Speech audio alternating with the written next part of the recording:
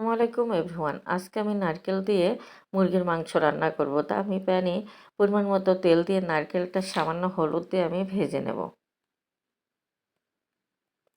আমার নারকেলটা ভাজা হয়ে গেছে, আমি নামিয়ে নিয়ে এবার আমি প্যানে পরিমাণ মতো তেল দিয়ে দারুচিনি, এলাচ, লবঙ্গ, গোলমরিচ, তেজপাতা দিয়ে দিয়েছি 3 চামচ পরিমাণ আদা রসুন বাটা দিয়ে দিয়েছি, 2 চামচ পরিমাণ পেঁয়াজ বাটা, 2 চামচ শুকনো মরিচ বাটা, 2 চামচ জিরা বাটা দিয়ে মশলাটা ভালো করে নেড়ে নিয়েছি। আমি সম্পূর্ণ শিলে বেটে এই মুরগির মাংসটা রান্না করব।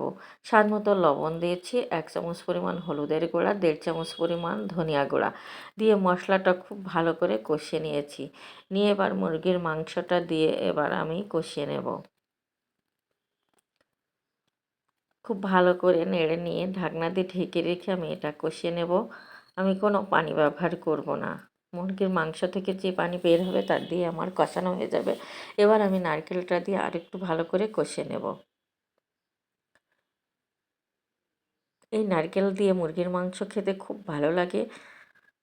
জানি না আপনাদের কার কার পছন্দ, আমার তো খুব ভালো লাগে।